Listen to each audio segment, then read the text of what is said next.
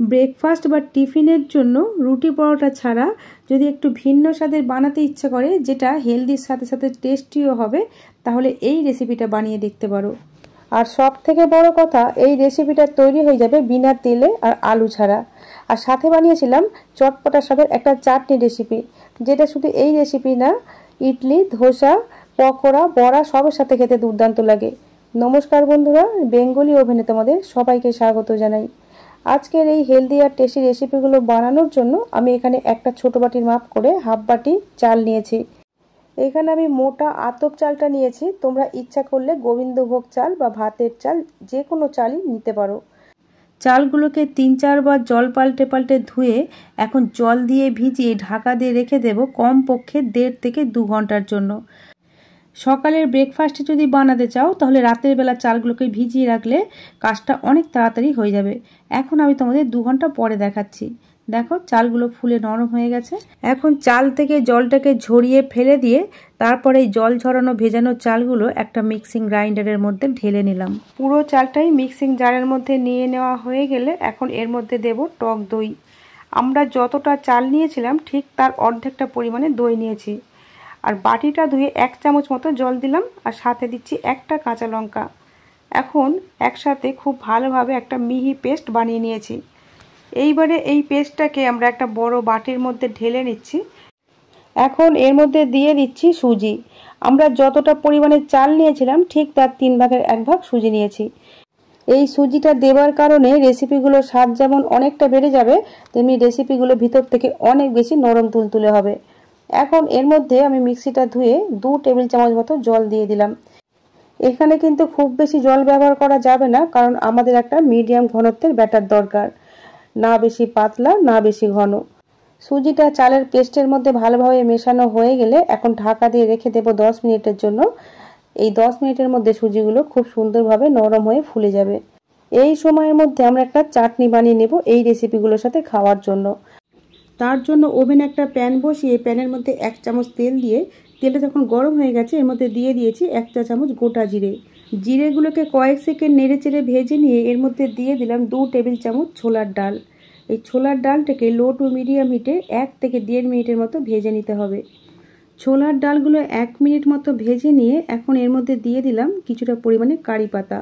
এই কারি পাতাগুলোকেও 30 থেকে 40 সেকেন্ড মতো নাড়াচাড়া করে ভেজে নিয়ে এখন এর মধ্যে দিয়ে দিচ্ছি নারকেল। আমি এখানে নারকেলগুলোর খোসা ছাড়িয়ে দিয়েছি।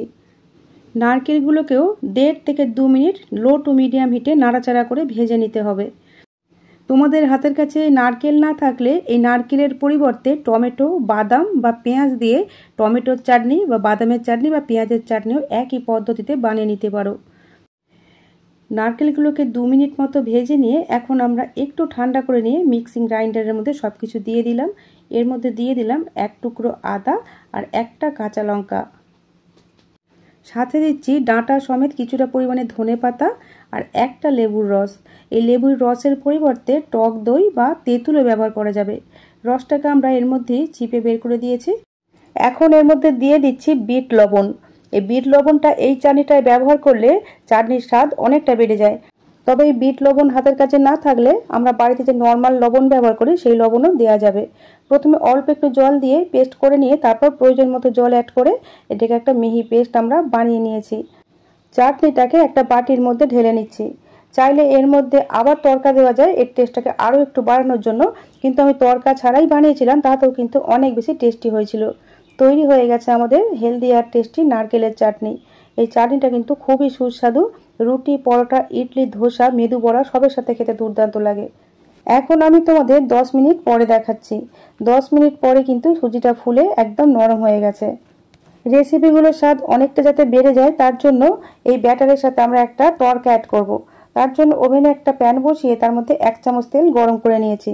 তেলটা গরম হলে এর মধ্যে দিয়ে দিলাম হাফ চা চামচ হলুদ সর্ষে। সর্ষেগুলো যখন ফাটতে শুরু করেছে তখন এর মধ্যে দিয়ে দিলাম 1 চা চামচ গ্রেট করা আদা। আদাটাকে কয়েক সেকেন্ড নাড়াচাড়া করে নিয়ে গ্যাসের ফ্লেমটা আমরা অফ করে দিয়েছি।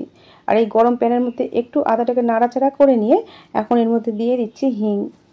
প্যানটা যেহেতু এখনো অনেক গরম আছে, তাই এই গরম প্যানের মধ্যে হিংটাও যেমন ভাজা হয়ে যাবে আর আদার কাঁচা গন্ধটাও কিন্তু চলে যাবে। তাই গরম প্যানের মধ্যে এগুলোকে আমরা কিছুক্ষণ নাড়াচাড়া করে নিলাম।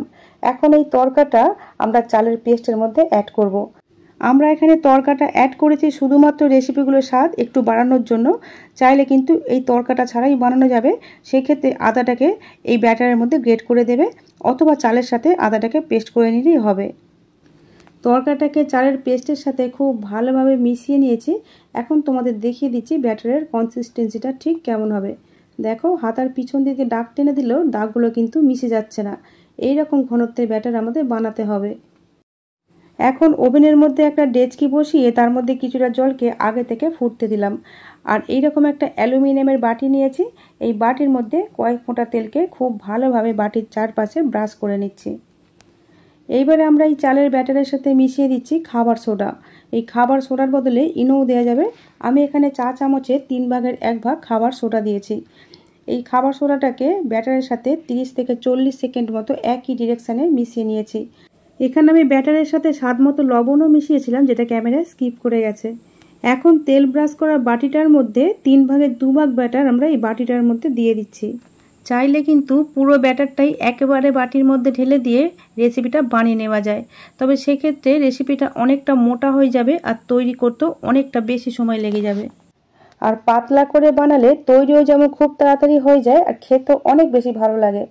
এদিকে দেখো, আমরা ডেচকির মধ্যে যে জলটা ফুটতে দিয়েছিলাম, জলটা ফুটতে শুরু করেছে। এই ফুটন্ত জলের মধ্যে বাটিটাকে বসিয়ে দিলাম। যাদের কাছে স্ট্যান্ড নেই তারা এই পদ্ধতিতে বানিয়ে নেবে।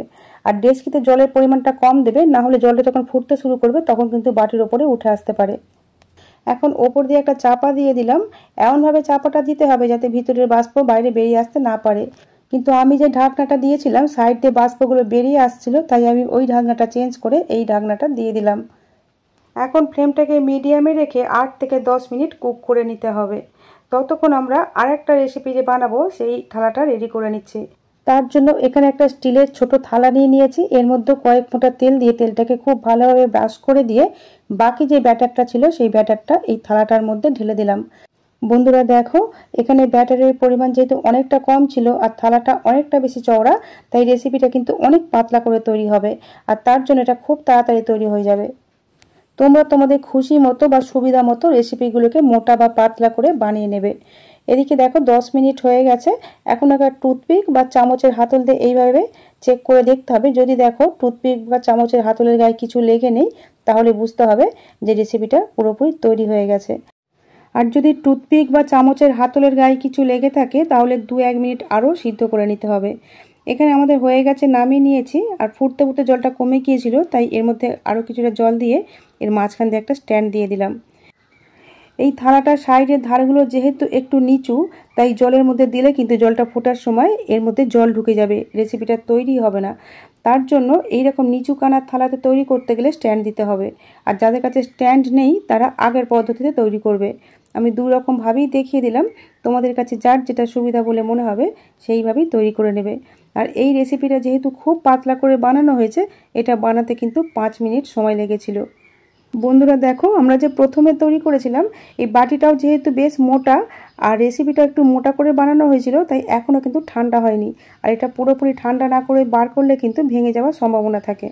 তাই চামচের হাতল দিয়ে ধারগুলো ছাড়িয়ে রেখে দিলাম। ঠান্ডা হয়ে যাওয়ার পরে ওটা আমরা বের করব। আর এদিকে এই দ্বিতীয় রেসিপিটা আমরা পাতলা করে বানিয়েছিলাম বলে দেখো খুব তাড়াতাড়ি কিন্তু ঠান্ডা হয়ে গেছে। এখন এই টিফিন রেসিপিটাকে স্প্যাচুলা বা চামচের হাতল দিয়ে এইভাবে ধারগুলো হালকা করে ছাড়িয়ে নিলে কিন্তু খুব সহজে থালা ছেড়ে উঠে আসবে।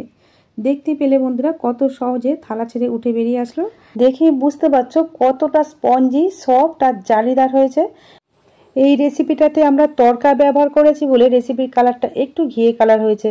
তড়কা ছাড়া বানালে কিন্তু সাদা ধবধবে তৈরি হবে। আমি 2 রকমভাবেই বানিয়ে দেখেছি, তবে তড়কা দিয়ে বানালে কিন্তু খেতে বেশি টেস্টি হয়। আমি আমার চ্যানেলে এই রকমই সহজভাবে তৈরি নতুন নতুন রেসিপির ভিডিও আপলোড করে থাকি। এই রকম রেসিপির ভিডিওর আপডেট সবার আগে পাওয়ার জন্য ইউটিউব থেকে দেখলে চ্যানেলটা সাবস্ক্রাইব করার আর এফবি পেজ থেকে দেখলে পেজটাকে ফলো করে নেওয়ার অনুরোধ রইল। বন্ধুরা আজ তাহলে এই পর্যন্তই। তোমরা ভালো থেকো, সুস্থ থেকো, সাবধানে থেকো।